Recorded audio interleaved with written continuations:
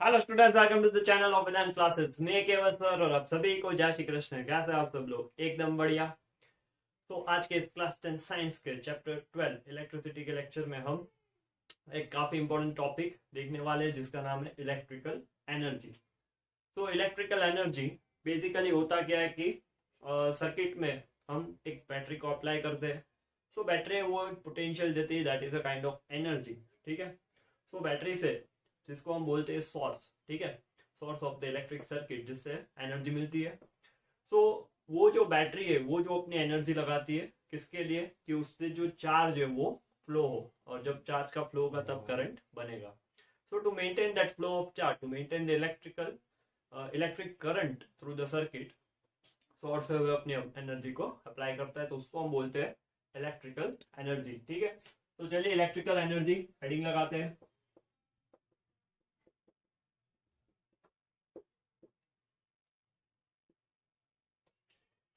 So electrical energy, तो definition क्या होगा?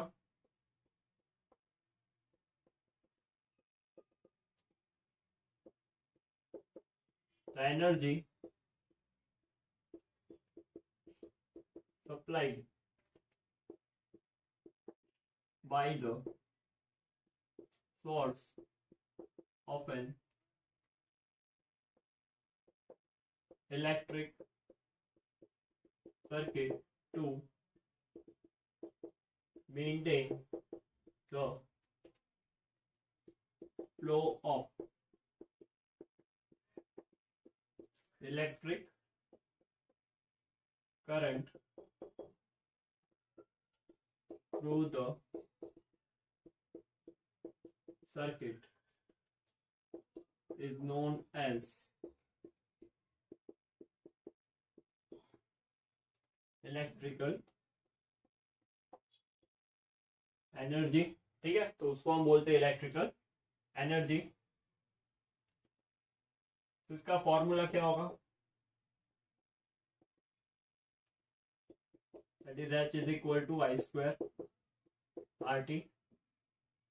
इसको हम बोलते हैं जूल्स इक्वेशन। ठीक है, डिराइव करेंगे इसको भी। तो ये जूल्स इक्वेशन।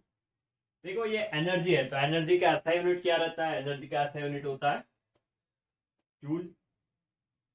तो ऐसा यूनिट,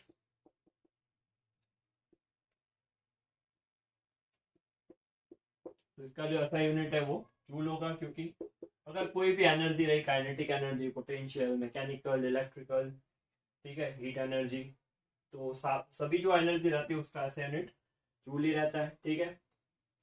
तो इसको पुट कर लो पहले, फिर डेरिवेशन देखते हैं। चलिए नोट मिटा दे।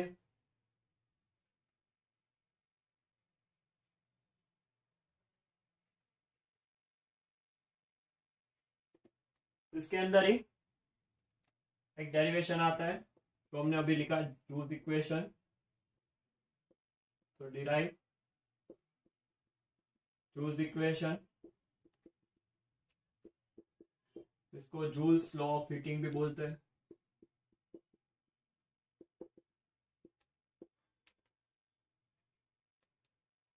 तो चलिए इसको डिराइव करते हैं। सबसे पहले according to the definition of electric potential. ठीक है, पोटेंशियल का डेफिनेशन क्या है? V is equal to W by Q, work done on charge. तो वर्क डन को यहाँ पे सब्जेक्ट बना दो। तो W is equal to V into Q, name it as equation 1। यहाँ पे V और Q में हमें दोनों को सब्सटीट्यूट करना है। तो सबसे पहले by the definition of electric current, I is equal to Q upon T। तो देयरफॉर Q क्या होगा? I into T। This is equation number 2। 2 को 1 में रख दो यहाँ पे Q को। तो सब्सटीट्यूट इक्वेशन 2 इन इक्वेशन 1। तो वर्क डन क्या होगा, energy P into I into T, एक इक्वेशन है VIT, ठीक है, इसमें करंट, वोल्टेज और टाइम है। उसके बाद by Ohm's law V is equal to IR, ठीक है, इसको इक्वेशन 3 बोल दो, इसको 4 बोल दो। So substitute equation 4 and equation 3, IR को यहाँ पे रख दो, so therefore W is equal to IR into IT, तो यहाँ पे I into I क्या होगा, स्क्वायर RT। तो हियर जो भी वर्क डन हो रहा है वो अगर हीट के फॉर्म में डिसिपेट होगा, ठीक है, तो heat energy that will be equal to H is equal to I square RT, ठीक है। जो भी वर्क डन हो रहा है, मान लो कि प्योरली रेजिस्टिव सर्किट है, तो जो भी सोर्स की एनर्जी होगी वो रेजिस्टर में हीट के फॉर्म में डिसिपेट हो जाएगी, तो इसलिए वर्क डन हमने हीट लिखा है यहाँ पे, that will be equal to I square RT and this equation is known as Joule's equation, इसको हम बोलते हैं जूल्स इक्वेशन, ठीक है। तो काफी आसान सा डेरिवेशन है ये। यहाँ पे इसके कंक्लूजन लिखते हैं,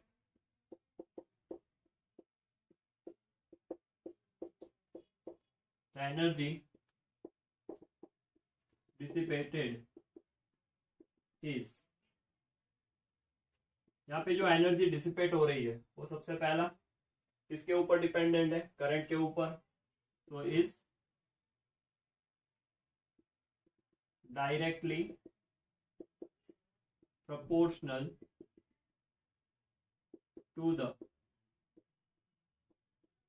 square of the current flowing through the conductor। दूसरा, यहाँ पे रजिस्टर है आप, तो current following is directly proportional to the resistance of an बोलो appliance, या तो फिर कंडक्टर का जो रेजिस्टेंस है वो, ठीक है।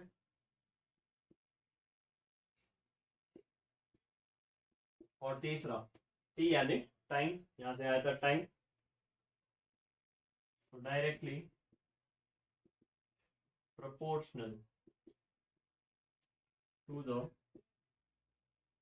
amount of time, ठीक है, for which the current is flowing through the circuit। तो यहाँ पे देखो तीनों का जो रिलेशन है वो डायरेक्टली प्रोपोर्शनल है, करंट बढ़ेगा हीट बढ़ेगी, ठीक है, ज्यादा करंट होगा ज्यादा हीट होगी, रेजिस्टेंस बढ़ेगा तो ज्यादा हीट प्रोड्यूस होगी, टाइम अगर टाइम ज्यादा रहा तो ज्यादा हीट होगी, ठीक है। मान लो कि आपने बल्ब चला लिया, तो अगर 30 मिनट्स के लिए आप उसको ऑपरेट करो या 5 घंटे के लिए उसको ऑपरेट करो, तो 5 आवर में कंपेयर टू 30 मिनट्स ज्यादा हीट प्रोड्यूस होती है, वो गर्म हो जाता है, ठीक है बल्ब। तो यह है जूल्स इक्वेशन या फिर बोलो जूल्स लॉ ऑफ हीटिंग, काफी आसान है, ठीक है। स्क्रीनशॉट ले लो इसका पहले,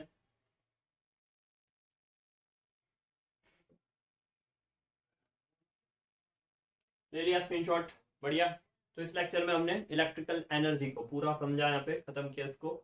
तो नेक्स्ट लेक्चर में हम इसकी जो एप्लीकेशन है, एप्लीकेशन ऑफ हीटिंग इफेक्ट, ठीक है, अगर करंट पास होता है तो जो अप्लायंस रहते हैं वो गर्म होते हैं, ठीक है, तो उसकी जो एप्लीकेशंस है और उसका जो कंसेप्ट है उसको क्लियर करेंगे। तो तब तक पढ़ाई करते रहो, आगे बढ़ते रहो। All the best.